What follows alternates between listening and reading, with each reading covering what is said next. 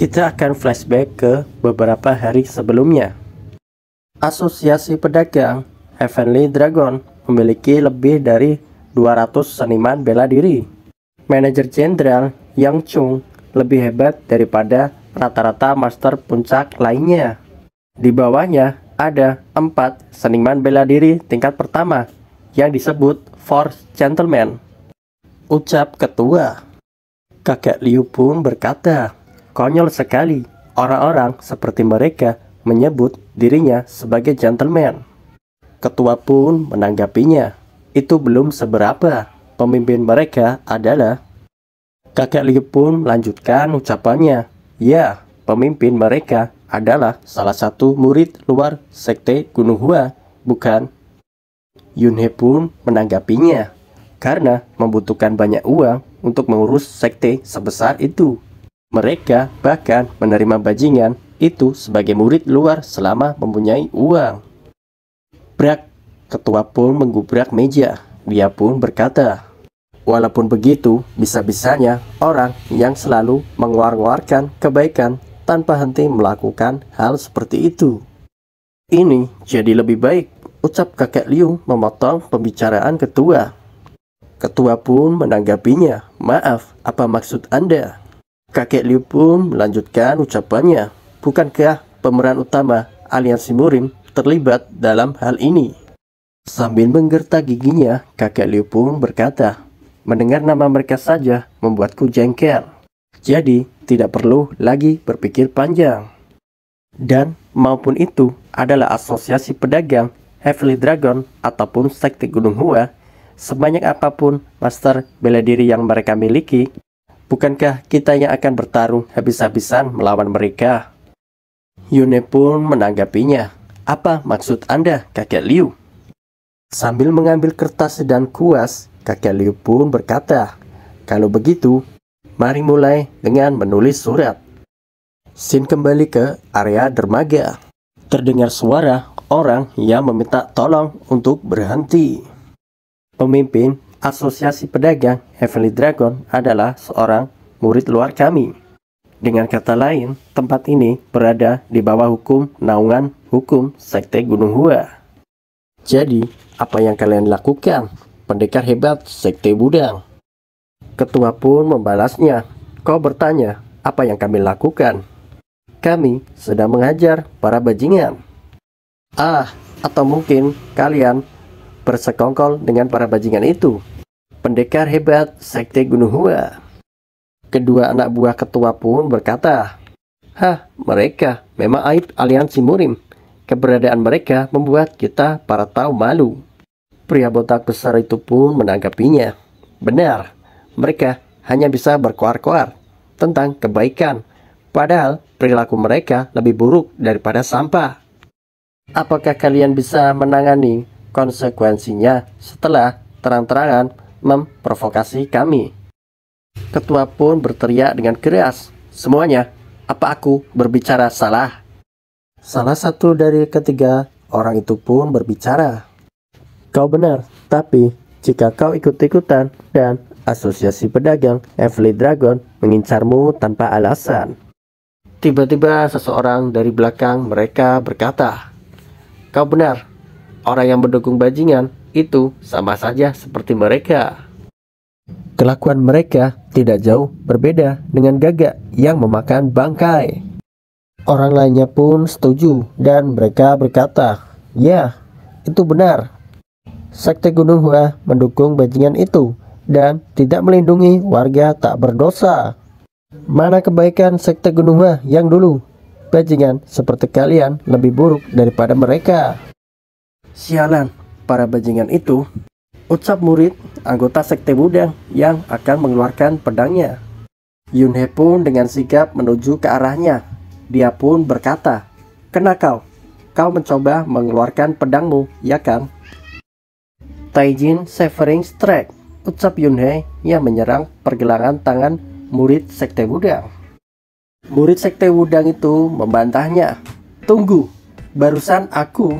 Tapi Yunhe memotongnya. Dia pun berkata, kakak senior, mereka berusaha menyerang kita. Ketua pun langsung menyerangnya. Dia menggunakan tendangan kakinya. Dia pun berkata, "Berani-beraninya sampah sepertimu menyerang kami, ha?" Kedua anak buah ketua pun masuk ke dalam pertarungan tersebut. Orang-orang di sana pun berkomentar, "Bukankah mereka terlalu kasar untuk seorang Tao?" Iya, benar juga. Kukira Tao dari Sekte Wudang lebih bermartabat. Di belakang orang-orang, kakek Liu yang sedang menyamar, dia pun berkata, "Memangnya kenapa? Yang penting mereka mengajar orang-orang itu kan?" Orang-orang di sana pun setuju dengan ucapan kakek Liu. Terlihat 3 orang murid Sekte Gunung Hua telah babak belur. Di tengah situasi itu, Yunhe pun berkata kepada ketua, "Kakak senior, sekarang mereka pasti sudah paham kan?" "Ya, walaupun mereka kehilangan kesadaran mereka." Ketua pun berkata, "Ngomong-ngomong, jika kalian melindungi para bajingan itu, hal yang sama akan terjadi lagi. Sekarang aku lapar, ayo makan sesuatu yang enak," ucap ketua yang meninggalkan murid-murid Sekte Gunung Hua. Di tengah-tengah itu, salah satu murid yang mendapatkan luka benjolan di kepalanya masih sempat-sempatnya untuk mengintip arah perginya para murid Sekte Wudang. "Tuan Buddha, Anda baik-baik saja kan?" ucap pria itu yang sambil berlari ke arah murid Sekte Gunung Hua. Dia pun meminta pertolongan. Ketika akan dirawat, Tuan Buddha Sekte Gunung Hua itu mengeluarkan aura hitam yang mengerikan. Dia pun bergumam, "Akan kupastikan kalian membayar penghinaan ini dengan nyawa kalian." Sialan, dasar Sekte Buddha. Scene berpindah ke tempat sebuah penginapan. Kedua anak buah ketua sedang berbincang-bincang. Mereka pun saling berbicara. Rasanya jauh lebih baik setelah melepaskan jubah pengap itu." Pria botak besar itu pun berkata, "Kau memang lebih cocok dengan banda merah itu." Kakek Liu pun berkata, "Jika kalian sudah selesai berganti pakaian, ayo cepat bergerak." "Siap, Pak Tua," ucap ketua dan 2 anak buahnya secara bersamaan. Yunhe pun bertanya kepada kakek Liu, "Kakek, kapan orang-orang itu akan bergerak?" Sambil menikmati tehnya, kakek Liu pun membalasnya, "Itu tidak akan lama lagi, karena mereka pasti ingin membalas dendam pada kita." Tibalah pada malam hari. Seol yang masih tidur pulas dengan wajah imutnya. Di malam itu, tibalah sekumpulan murid-murid Sekte Gunung Hua. Terlihat 2 orang yang sedang bersembunyi. Mereka saling berbicara. Lumayan cepat juga. Mereka pasti sangat marah. Murid Sekte Gunung Hua pun bertanya kepada salah satu orang, "Kau yakin para bajingan itu tinggal di penginapan ini?" Seseorang itu pun membalasnya, "Saya melihat para Tao Sekte Wudang masuk ke tempat itu dengan jelas. Saya tidak berani berbohong pada Anda." Hehehe. Tuan muda pun berkata, "Kalian dengar itu? Cepat masuk dan cari mereka. Aku akan menangkap semua bajingan itu dan mengajar mereka sampai mati hari ini. Kakak senior, kita tidak bisa melawan Sekte Wudang tanpa melapor pada ketua sekte." Tuan muda pun mencekiknya. Dia pun berkata, "Sialan, kau pikir aku bercanda? Aku akan bertanggung jawab. Jadi cepat masuk dan tangkap mereka." Cih, orang-orang dari sekte ortodok besar ini benar-benar pemarah. Kakek Liu pun memerintahkan kepada Yunhe, "Sudah waktunya, hati-hati di jalan." "Siap, kakek." "Permisi," ucap murid Sekte Gunung Hua. Dia pun masuk dengan paksa. Ternyata yang mereka temui adalah kakek Liu. "Apa-apaan sikap kasar ini? Anak ini sedang tidur, jangan mengganggu." Murid Sekte Wudang pun menanggapinya, "Maafkan saya, Tuan." "Ya," seseorang pun berteriak, "Apa yang kau lakukan? Mereka tidak di sini. kami tidak bisa menemukan orang-orang sekte Wudang. Tuan muda pun marah. Dia berkata, bukankah kau bilang mereka tadi di sini? Astaga Tuan, tahu, ampuni saya. Jika kita tidak bisa menemukan mereka malam ini, bersiaplah. Baik, Tuan muda. Di tengah Tuan muda yang sedang marah, kakek Liu pun bergumam. Sword Empress benar-benar memutarbalikkan aliansi murim. Walaupun sudah beberapa bulan, aku tetap menjadi buronan. Siapa sangka orang-orang sekte ortodok itu tidak menyadariku. Untungnya aku menunjukkan diri. Hohoho, Sel, kau pasti sangat ngantuk kan? Tahan, sebentar lagi. Semuanya hampir selesai. Xin berpindah ke desa Jinxiang. Terdengar seseorang berkata, apa ini tempatnya? Terlihat beberapa orang yang sedang berbicara. Di suratnya sih begitu. Apa ada sesuatu yang terjadi? Tiba-tiba dari belakang, Yunhei yang sedang mengedap-ngedap menampilkan keberadaannya. Orang-orang dari sekte Wudang pun melihatnya. Mereka pun berteriak bersama-sama, Itu Yunhei. Mereka semua pun dengan cepat menghampiri Yunhei dan berkata, apa yang terjadi? Kenapa kau tidak bilang dalam masalah dan malah meminta bertemu di sini? Bagaimana dengan junior yang lainnya? Paman bela diri Yunhei pun berkata, apa kau tidak melihat Jiao Yun? Yunhei pun menanggapinya, aku tidak bisa menjelaskan semuanya di surat karena harus segera dikirim. Tapi di tengah macam-macam pertanyaan itu, Yunhei pun cuma menjawab, mereka semua telah mati. Yunhei pun melanjutkan ucapannya, kenyataannya bahwa hanya aku yang selamat sangat memalukan. Aku tidak tahan lagi. Huhuhuhu. Yunhei pun sambil mengeluarkan air matanya. Benarkah begitu? Sontak Yunhei pun kaget karena ada yang memotong pembicaraannya. Terlihat seseorang yang memotong pembicaraan Yunhei memiliki rambut hitam putih. Yunhei pun kaget dan dia bergumam, Pak Muheho. Aku tidak bisa menyangka Pak Muheho akan datang sendiri. Dalam ketakutannya, Yunhei pun masih bergumam, bisakah aku membohongi orang tua itu? Dengan mengeluarkan aura yang mengancam, pria itu pun berkata, para pamanmu terbunuh, tetapi hanya murid perempuan rendahan sepertimu yang selamat. Jika kau mengatakan sebenarnya, beritahu aku. Bajingan mana yang berani menyakiti murid sekte Wudang yang hebat? Pak Muheho pun mengeluarkan aura yang semakin menjadi-jadi. Dia pun berkata, cepat beritahu aku tanpa kebohongan sedikit pun. Yunhei pun menanggapinya. Waktu itu saat kami sedang memulihkan diri, setelah mengalahkan para bandit, kami berselisih dengan asosiasi pedagang Heavenly Dragon. Mereka dendam pada kami dan menyerang kami di malam hari. Hanya saya satu-satunya yang selamat dan hampir tidak berhasil kabur setelah dipenjara dalam waktu yang cukup lama. Tetua Yunhei pun berucap, lalu kau memilih untuk menulis surat daripada kembali ke sekte kita? Itu karena setelah mengetahui saya kabur, mereka mulai memblokade dan memantau jalan masuk desa. Begitukah? Jika kita sudah ke sana, kita baru bisa memastikan apakah para bajingan itu mengontrol desa atau tidak. Ngomong-ngomong, apa hanya ada asosiasi pedagang Heavenly Dragon saja pada waktu itu? Jadi, maksudmu, murid sekte Wudang kalah melawan bajingan tingkat 3 itu?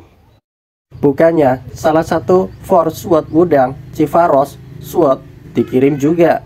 Sambil menitikkan air matanya, Yunhei pun cuma menjawab, soal itu. Tetua Muhe pun sangat marah. Dia mengeluarkan auranya lagi. Apa kau tidak mau segera memberitahuku? Dalam tangisannya, Yunhei pun cuma berucap, Tetua, Paman. Yunhei pun berucap, Tetua, sebenarnya asosiasi pedagang Heavenly Dragon didukung oleh Dalam tangisannya, Yunhei pun berkata, itu sekte Gunung Hua. Apa? Tetua Muhe pun sontak kaget mengetahui kebenarannya. Salah satu murid sekte Wudang pun berkata, Paman, apa yang dikatakan Yunhei masuk akal.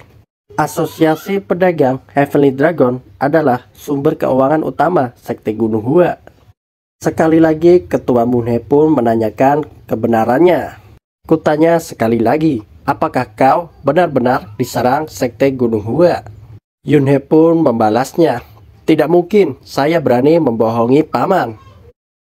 Ketua Munhe pun melangkahkan kakinya. Dia pun berkata, semuanya ikut aku, kita akan pergi ke Kabupaten Sanyang. Tetua Munhe pun dan para murid sekte Wudang lainnya bersiap untuk pergi. Terlihat beberapa orang sedang menjaga pintu masuk. Salah satu orang yang menjaga pintu itu berucap, apakah mungkin mereka sudah kabur? Tidak, mereka mungkin bersembunyi di sekitar sini. Tetaplah untuk mencari. Di sana terlihat kelompok sekte Wudang yang sedang mengamati. Salah satu murid sekte Wudang pun berucap, seperti yang dikatakan Yunhei, mereka menjaga gerbang masuk desa. Terlihat dua orang itu pun sontak kaget dan terdiam. Ternyata mereka berdua melihat Yunhei. Mereka berdua pun berteriak dengan keras, lihat, itu di sana. Woi, aku menemukannya. Tahu lacur sekte Wudang ada di sana. Pria botak pun meresponnya, apa? Ayo tangkap dia. Seret dia ke hadapan yang mulia tahu sekte Gunung Hua. Bukannya melarikan diri, para anggota sekte Wudang malah maju ke depan.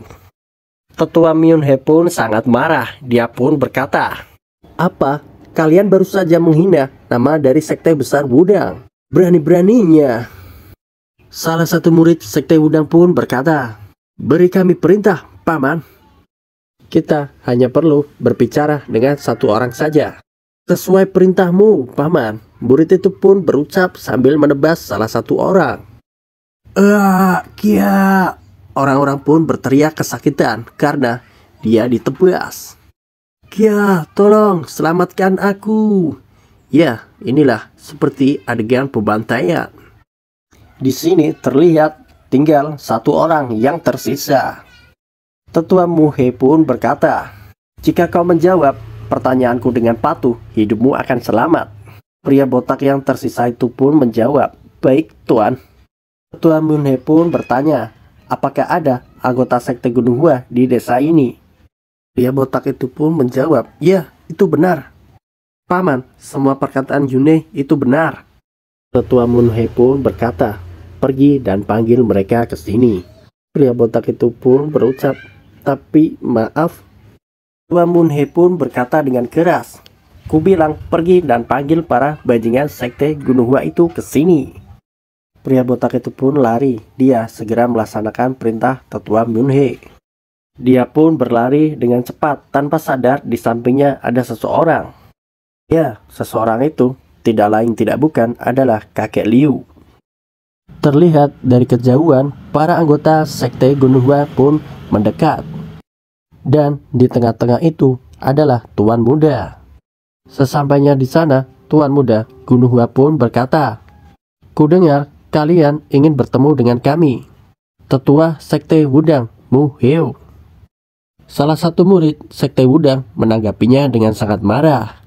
Berani-beraninya orang sombong itu berbicara dengan tetua tanpa salam. Tetua Munhe pun meresponnya, ho, jadi kau. Tuan Muda pun membalas, walaupun kau ada di sini, kami sudah tidak bisa menahannya lagi. Bajingan, tadinya aku ingin mengampuni kalian dan mendengarkan keadaan kalian. Tapi kau dengan beraninya berlagak seperti ini. Tuan Muda pun berkata, tolong berhenti memanggil kami bajingan. Jika kau terus mengatakan itu, pak, Tetua Munhe pun menampar Tuan Muda. Oh, kau bisa menahannya, ucap Tetua Munhe.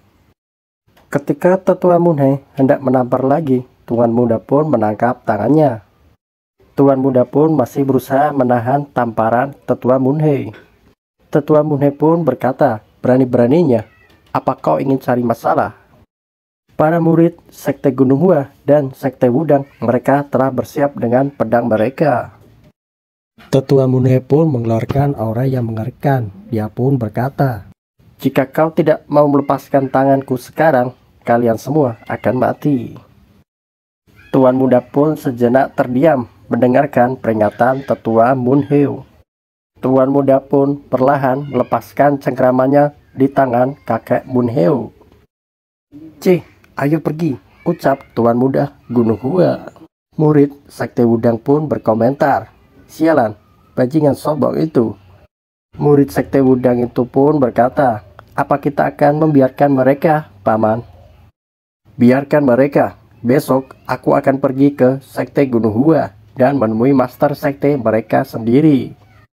Terlihat seseorang memecahkan kendi minumannya. Dia pun berkata, "Brengsek, bajingan itu pasti mengira Gunung Hua itu lemah." Seseorang yang memecahkan kendi itu ternyata Tuan Muda. Para murid di sampingnya pun berkomentar, "Sepertinya mereka sudah mulai memandang rendah kita sejak turnamen terakhir. Jika saja orang tua itu tidak muncul, kita pasti sudah menghabisi mereka. Kita juga harus memberitahu para tetua kita." Tuan Muda pun meminum kembali araknya. Para murid lainnya masih berucap, "Tapi jika kita ke sini tanpa memberitahu mereka, terlebih lagi sulit untuk mengatakan yang sebenarnya pada mereka sekarang." Sambil menaruh mangkok kecilnya, Tuan Muda pun berbicara, "Cukup semuanya." Tuan Muda pun kembali berucap, "Siapa bilang kita akan menahan diri?" Murid di sampingnya pun berkomentar, "Seperti yang diharapkan dari senior tingkat pertama, kau bisa mengumpulkan semua ahli bela diri Asosiasi Pedagang Heavenly Dragon." Tuan Muda pun membalasnya, "Karena mata penghidupan mereka juga terancam. Mau tidak mau, mereka harus mempertaruhkan nyawanya untuk bertarung." Dengan tatapan seperti psikopet, Tuan Muda pun berkata, walaupun dia adalah seorang tetua, tidak mungkin dia bisa mengatasi ratusan orang. Para bajingan Sekte Wudang itu, malam ini akan menjadi malam terakhir nafas mereka. Di tengah ucapan Tuan Muda itu, ternyata di atas genteng terdapat kakek Liu. Dari belakang pun Yunhe tiba di lokasi kakek Liu. Kakek Liu pun berucap kepada Yunhe, "Apa semua anggota Sekte Wudang tidur di penginapan ini?" Yunhe pun membalasnya, "Benar kakek, semuanya sesuai rencanamu." Bagaimanapun, Tetua Munhe bilang dia akan pergi ke Sekte Gunung Hua besok dan menemui master sekte mereka sendiri. Jika hal itu terjadi, semua yang kita lakukan dengan nama Sekte Wudang akan terungkap. Kakek Liu pun berkata, "Di desa ini terkenal dengan hidangan bernama babi asam manis. Kau sudah mencobanya?" Yunhe pun membalasnya, "Oh, maksudmu hidangannya enak dimasak dengan api besar itu?" Kakek Liu pun menjawabnya, "Iya, dagingnya dilumuri dengan banyak minyak, bahkan sebelum dimasak. Kombinasi minyak dengan minyak itu mengakibatkan api yang lumayan besar. Karena kita sudah menyirami banyak minyak antara Sekte Wudang dan Sekte Gunung Hua, mereka tidak mungkin menunggu sampai besok." Kakek Liu pun berkata, "Sekarang kau lihatlah itu Yunhe. Apinya akan terbakar malam ini." Terlihat sekumpulan orang-orang dari Sekte Gunung Hua mendatangi penginapan itu. Di tengah-tengah itu, kakek Liu masih berucap, "Bajingan tingkat pertama itu akan menjadi kayu bakarnya." Dengan gagah berani, Tuan Muda pun berucap, "Malam ini kita harus menjatuhkan hukuman kepada para bajingan yang sudah merendahkan Sekte Gunung Hua dan membuat mereka membayarnya." "Maju," ucap Tuan Muda memerintahkan para murid-murid Sekte Gunung Hua untuk maju. Sambil melihat ke arah Tetua Munhe, kakek Liu pun berkata, "Seperti orang itu, Tetua Sekte Wudang juga akan menjadi bahan bakarnya." Sang murid pun bertanya, "Tetua?" Tetua Munhe pun membalasnya, "Bajingan itu pasti sudah kehilangan akal mereka." Tetua Munhe pun tersenyum. Dia pun berkata, "Baiklah, aku akan membunuh kalian semua dengan senang hati." Terlihat kakek Liu dan Yunhe sedang pergi ke suatu tempat. Yunhe pun berkata, mereka semua sudah terpancing. Siapa yang akan menang menurutmu? Kakek Liu pun membalasnya, itu tidak penting siapa yang menang. Para bajingan itulah yang membuat keluarga kami hancur. Kakek Liu dan Yunhe pun akhirnya berhenti di suatu atap. Kakek Liu pun melanjutkan ucapannya. Yang paling penting adalah mengosongkan kediaman besar Asosiasi Pedagang Heavenly Dragon yang mengeksploitasi darah dan air mata warga sipil yang miskin. Mulai sekarang dengan nama penjahat baik Black Mountain, kita akan menggasak bersih tempat itu, ucap kakek Liu.